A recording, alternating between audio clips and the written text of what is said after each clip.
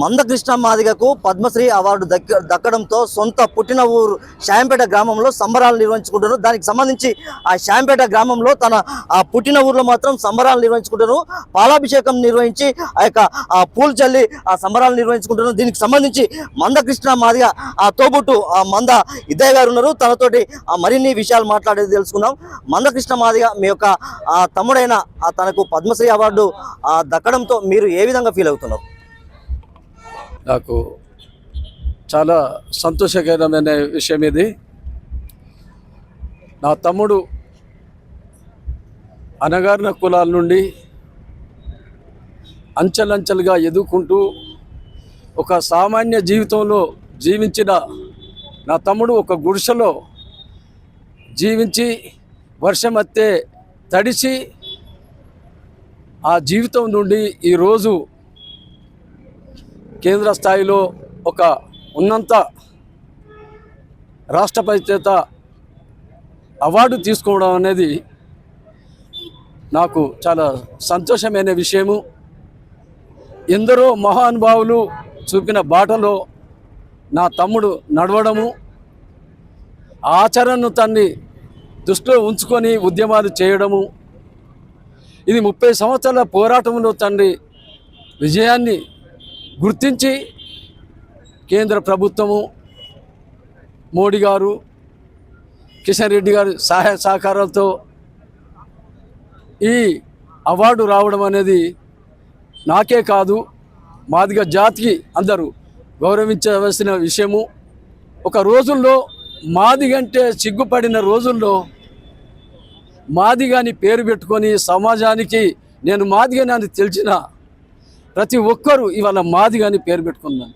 ఎన్నో కుల సంఘాలు ఎంఆర్పిఎస్ చూసి ఎన్నో కుల సంఘాలు పెట్టుకున్నారు. ఒక్క కులము 30 సంవత్సరాలు పోరాటం చేసిందంటే దీని వెనకాల సమాజం కూడా ఉన్నది. అందరి సహాయ సహకారాలతోనే ఈరోజు నా తమ్ముడు ఇంతగా ఎదిగిండు. నా తమ్ముడిని అందరూ ఆశీర్వాదం వల్లనే ఈ స్థాయికి ఎదిగిండని నేను అనుకుంటున్నా.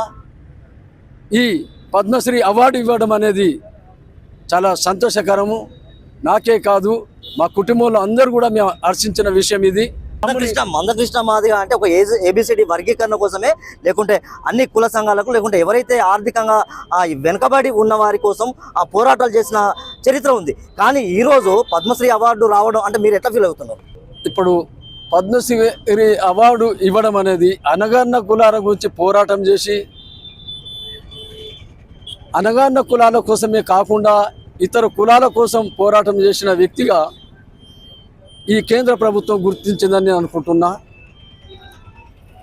మాకే కాదు, మాదిగ జాతికే కాదు, ఇతర కులాలకు కూడా గుండె జబ్బుల విషయంలో ఆ రోజు అసెంబ్లీలో వైఎస్ రాజశేఖర రెడ్డి గారు ఢిల్లీలో ఉండి, ఏం కృష్ణ మీరు పిల్లగాళ్ళ పట్టుకొని ఎక్కడ మీరు ఆటలాడుతుండ్రు, నా సంగతి ఏందో నీకు తెలియదు అన్నప్పుడు, నీ సంగతి ఏమో నేను చూడలేదు కానీ నా సంగతి నువ్వు తెలుసుకోవాలనే మాట మాట్లాడినప్పుడు ఆ రోజు నేను కొంచెం బాధగా ఉన్నా. ఎందుకంటే ఒక ముఖ్యమంత్రి గారు ఢిల్లీ నుండి ఫోన్ చేసి కృష్ణమ్మను బెదిరించిండు అనేటాలకు, అదే వైఎస్ రాజశేఖర రెడ్డి గారు అర్థం చేసుకొని ఉద్యమాన్ని అర్థం చేసుకొని గుండె జబ్బుల పిల్లలకు, అన్ని వర్గాలకు చెందిన పిల్లలకు ఉచిత ఆరోగ్యశ్రీ ఇవ్వడం అనేది చాలా సంతోషకరమైన విషయము. అట్లానే కాకుండా ఇతర కులాలకు, పేదవారికి ఆరోగ్యశ్రీ అందిందని నేను ఎంతో గర్వపడ్డాను నా తమ్ముడు చేసిన ఉద్యమానికి. ఇక్కడ చాలా మంది ఉద్యమకారులు ఉన్నారు. ఉద్యమాలకు సంబంధించి ఆ ఎంఆర్పిఎస్ గతంలో సీనియర్ ఉద్యమంలో పనిచేసిన మందకుమార్ ఉన్నారు. చెప్పండి, ఈ యొక్క సొంత గ్రామంలో సంబరాలు నిర్వహించుకుంటున్నారు అంటే మీరు ఎప్పుడైనా ఏబిసిడి వర్గీకరణే మీ యొక్క ధ్యేయంగా పనిచేశారు. ఈ యొక్క పద్మశ్రీ అవార్డు రావడం అంటే యావత్తు దేశం, ప్రపంచంలో భారతదేశానికి సంబంధించిన ఎక్కడ ఎవరు ఉన్నా దానికి సంబంధించి కొంచెం సంతోషం వ్యక్తం చేస్తున్నారు. మందకృష్ణ మాదిగకు అంటే ఉద్యమాలు చేసిన నేపథ్యంలో ఒక అవార్డు రావడాన్ని మీరు ఏ విధంగా చూస్తారు? ఎంఆర్పిఎస్ వ్యవస్థాపక అధ్యక్షులు గౌరవ మందకృష్ణ మాదిగ గారికి పద్మశ్రీ అవార్డు కేంద్ర ప్రభుత్వం ప్రకటించడాన్ని దాన్ని మేము ఈరోజు ఆయన స్వగ్రామం శాంపేటలోని బస్టాండ్ సెంటర్లో ఘనంగా మరి సెలబ్రేషన్ చేసుకోవడం జరిగింది. ముఖ్యంగా ఎస్సీల వర్గీకరణ కోసమే పోరాటం చేయడమే కాకుండా ఎస్సీల కోసం, ఎస్టీల కోసం, బీసీల కోసం, మైనార్టీల కోసం పోరాటం చేసి చరిత్ర గౌరవ మందకృష్ణ మాదిగ గారికి ఉన్నది. ఎస్సీల వర్గీకరణ 2000 సంవత్సరంలో సాధించాడు. 2000 నుండి 2005 వరకు అమలైంది. 22,000 ఉద్యోగాలకు మాదిగలకు వచ్చినాయి. అంటే 22,000 కుటుంబాలు బాగుపడ్డట్టే. తర్వాత గుండె జబ్బుల పిల్లలకు ఫ్రీ ఆపరేషన్లు, ఆ యొక్క స్ఫూర్తితోని ఆరోగ్యశ్రీ పథకం వచ్చింది. తర్వాత వికలాంగులకు 200 పెన్షన్ ఉంటే 1500 కావాలని పోరాటం చేశాడు. ఈరోజు తెలంగాణలో 4000 పెన్షన్ వస్తుంది వికలాంగులకు, ఆంధ్రప్రదేశ్లో 6000 పెన్షన్ వస్తుంది. వృద్ధులు విద్యార్థులకు రాష్ట్ర ప్రభుత్వం మరి 200 పెన్షన్ ఇస్తుంది. 1000 కావాలని పోరాటం చేసిండు. ఈరోజు తెలంగాణలో 2000 వస్తుంది వాళ్ళకు, ఆంధ్రప్రదేశ్లో 4000 వస్తుంది.